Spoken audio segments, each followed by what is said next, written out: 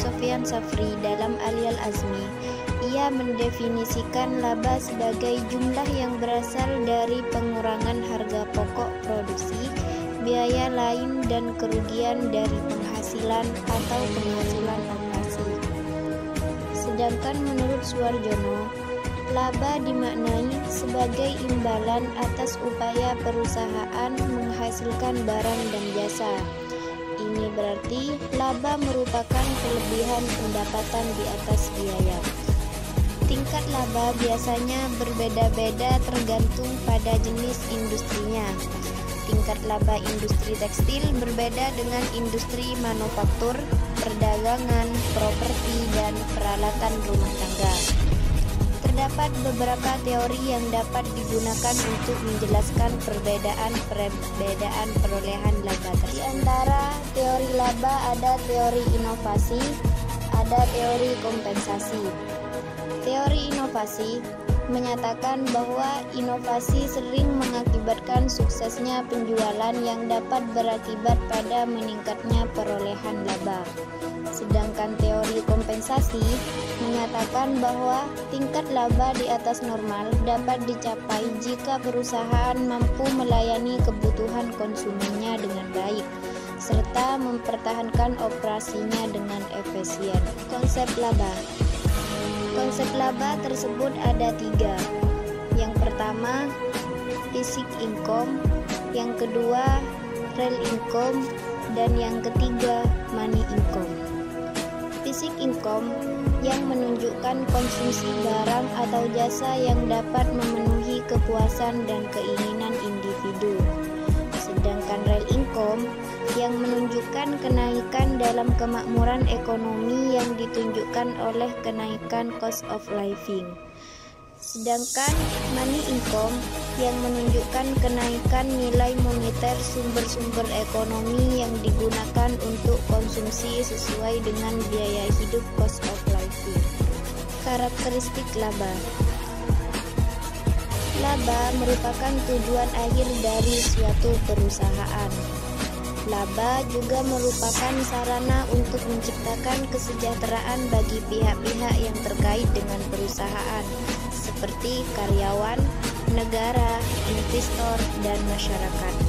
Kemudian laba juga menentukan multiplier efek pembangunan.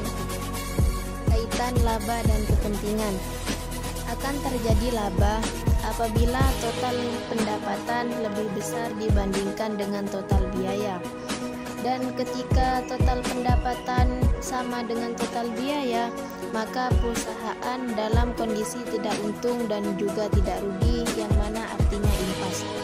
Dan ketika total pendapatan lebih kecil dibandingkan dengan total biaya, maka perusahaan mengalami kerugian. Sifat dan fungsi laba.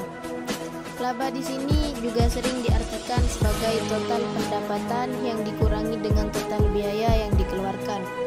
Biaya-biaya yang dikeluarkan dapat berupa sejumlah pengeluaran kas yang digunakan untuk semua pembelian atau semua pembayaran yang terkait dengan operasional perusahaan. Biaya tersebut biasanya meliputi biaya upah dan juga gaji tenaga kerja untuk memperoleh material, bunga kapital, sewa tanah dan bangunan, dan juga membeli peralatan. Jumlah biaya tersebut biasanya disebut dengan biaya akuntansi. Peran laba. Laba di sini penting bagi perusahaan dikarenakan laba sebagai sumber pembiayaan seperti halnya peningkatan kualitas SDM, perluasan produk, perluasan pasar, dan juga pembiayaan yang lain.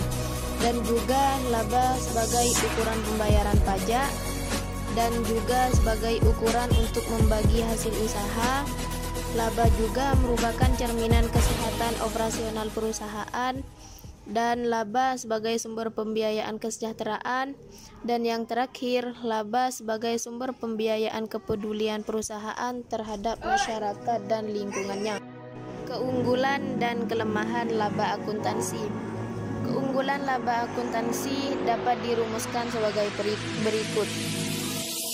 Laba akuntansi teruji dalam sejarah di mana pemakai laporan keuangan masih mempercayai bahwa laba akuntansi masih bermanfaat untuk membantu pengambilan keputusan ekonomi. Dan juga laba akuntansi diukur dan dilaporkan secara objektif yang dapat diuji kebenarannya karena didasarkan pada transaksi atau fakta aktual yang didukung bukti objektif. Dan untuk kelemahan laba akuntansi dapat dirumuskan sebagai berikut. Laba akuntansi gagal mengakui kenaikan nilai aktiva yang belum direalisasi dalam satu periode karena prinsip cost historis dan prinsip realisasi. Dan juga laba akuntansi yang didasarkan pada cost historis mempersulit perbandingan laporan keuangan karena dengan adanya perbedaan metode perhitungan cost dan metode alokasi. Tujuan pelaporan laba. Tujuan pelaporan laba di sini yaitu untuk menyediakan informasi yang bermanfaat bagi pihak yang berkepentingan dalam pelaporan keuangan.